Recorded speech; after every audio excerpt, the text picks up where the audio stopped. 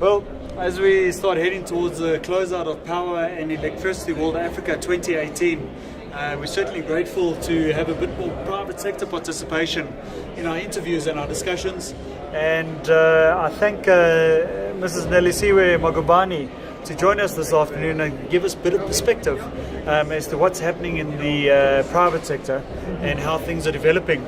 And I believe relatively recently you've also been tasked as a board member of Eskom, and certainly they could do with your skills. We've known each other for a period of time, and I wish you all the best in your private company, Matleng Energy, as well. Thank you. I think as a roll of the start here, let's get a bit of perspective.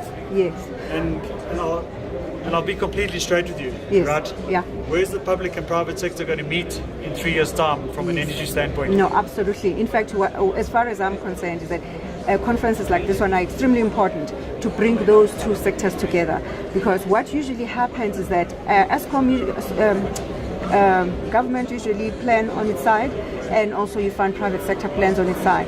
But I think there is a realization now that in order for us to finalize our energy future, we need to make sure that we can start talking. So let me just give you one practical example. I made a presentation today on Smart Grid Vision for South Africa 2030.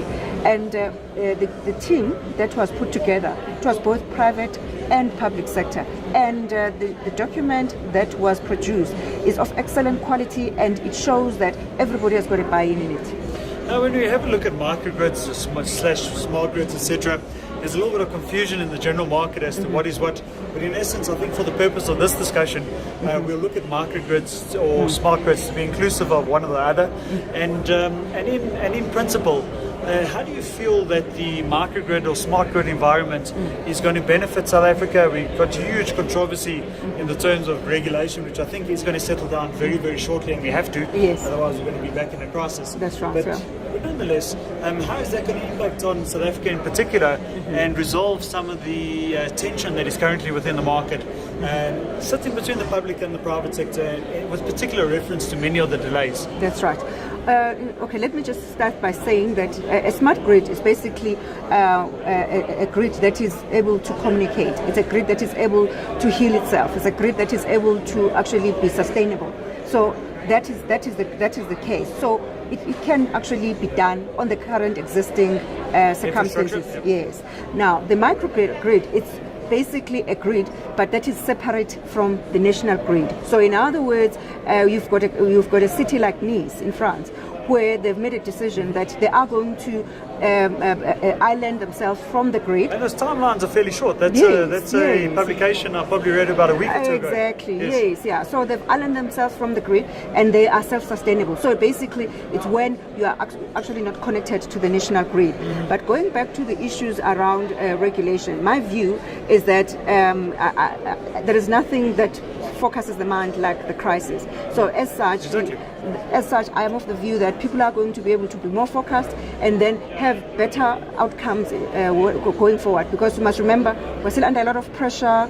We've just got a reprieve Big with change. Moody's. Yeah, got a reprieve from Moody's, the rating agencies. But it doesn't mean that we need to sit on our laurels. We need to work hard to make sure that this economy works. Of course, and isn't that what South Africans are really good at? Yeah. Operating in a volatile environment. That's right, yeah. And of course, finding the light at the end of the tunnel and making it work. And that's what makes us phenomenal as South Africans. Absolutely, yeah. So just getting back to the smart and microgrids, I mean, the reality of microgrid can also be a smart grid. Absolutely. Right? In fact, it is. It should be a smart grid because remember, it's isolated. So effectively, it needs to be clever enough to say, oh, there is a power failure here. How do I reroute the electrons to go to the right place? So Or the weather's changing. Exactly. So yeah.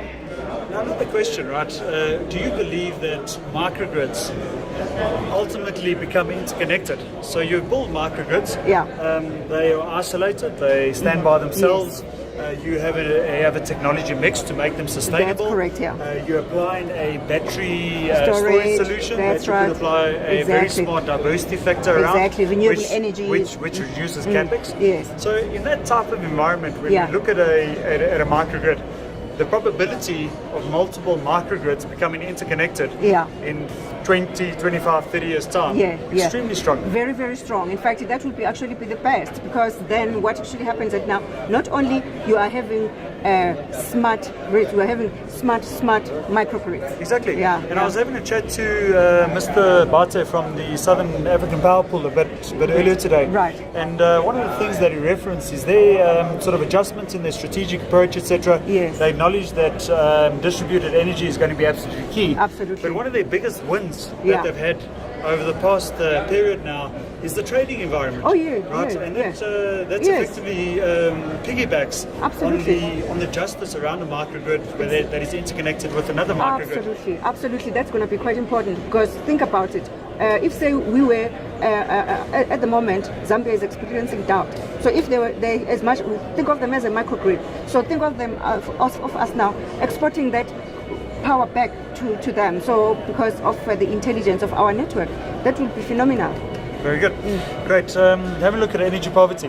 Right, the whole aspect around energy poverty. Many of the people that live in energy poverty for at least quite a few years, if not a decade or two, are probably not in a position to pay for the power that's being utilized when they do finally get electrified.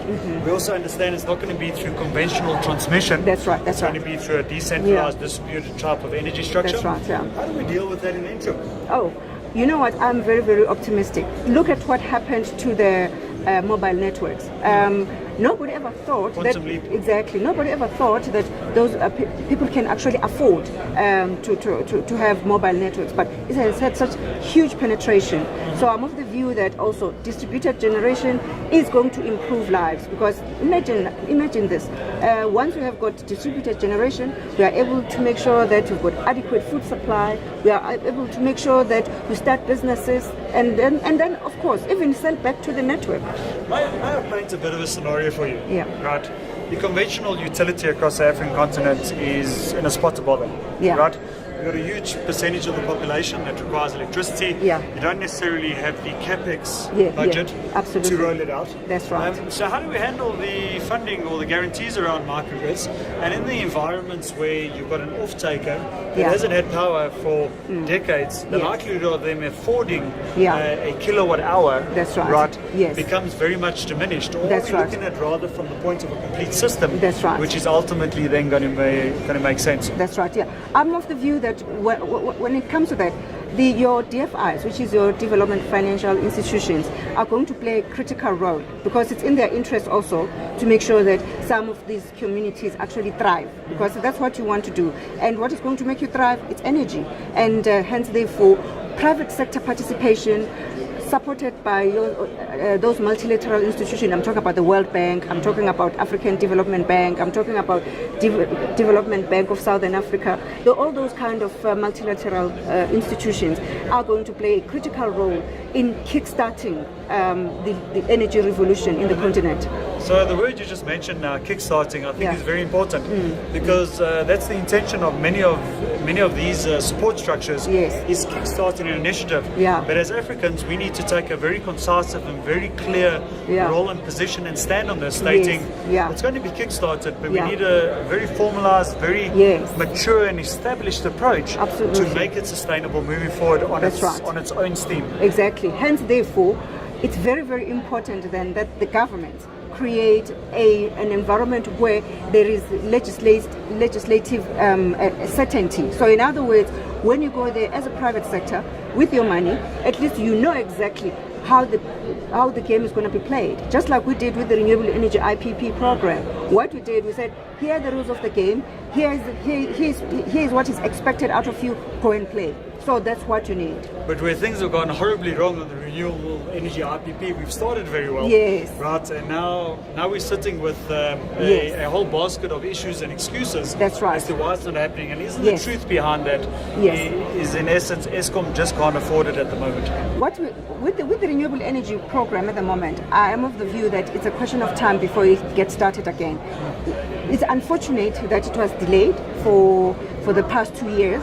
However, in Eskom, there is a lot of enthusiasm, because Eskom is of the view that as a utility, and they need to be exemplary, and therefore they need to diversify their energy sources. And what better way to do that by signing the Renewable Energy IPP program. And then we see NUMSA getting a little bit hot on the collar there. That's right, yes. They're considering jobs, etc. But I don't see any alternative solution or proposal from NUMSA. So on the one side, you're going to create opportunities, or you're going to maintain opportunities in the coal sector, right? But what do we do when coal phases out? Because we have a lot of ailing plant within South Africa. Exactly. It's a plant that's going to be decommissioned very much in my working lifetime.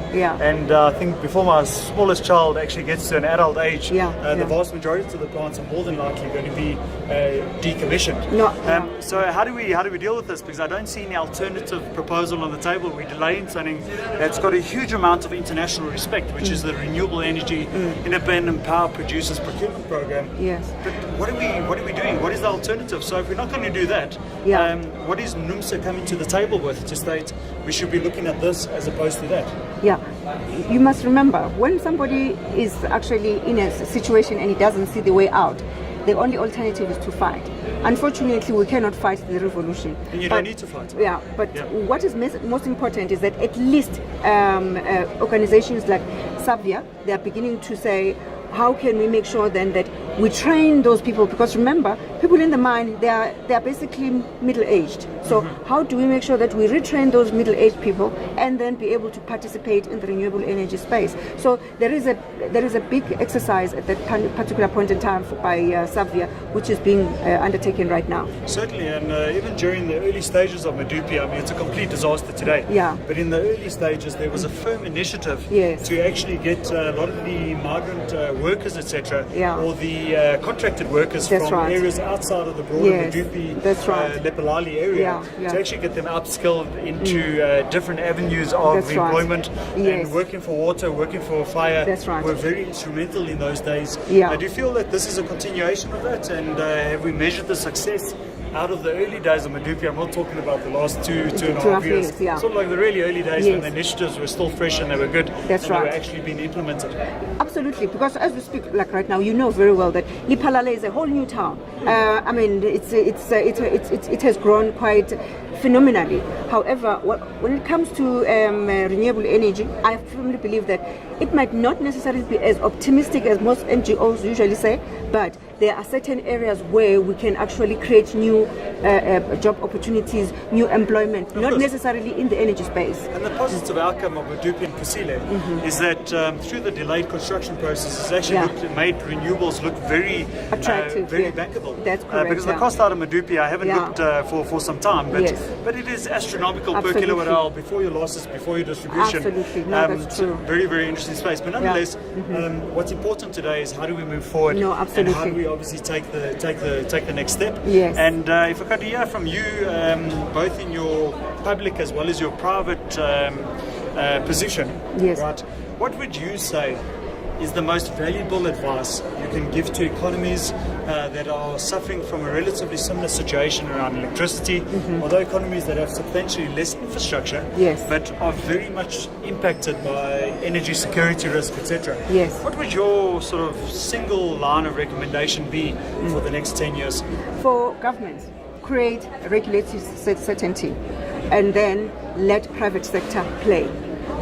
Give enough space for private sector to look at opportunities, because that's what we do as entrepreneurs. We look for opportunities. So there's no grey area for you there. Sitting on the board of Eskom. This is very, very clear. It's black and white. Exactly. You need regulatory certainty.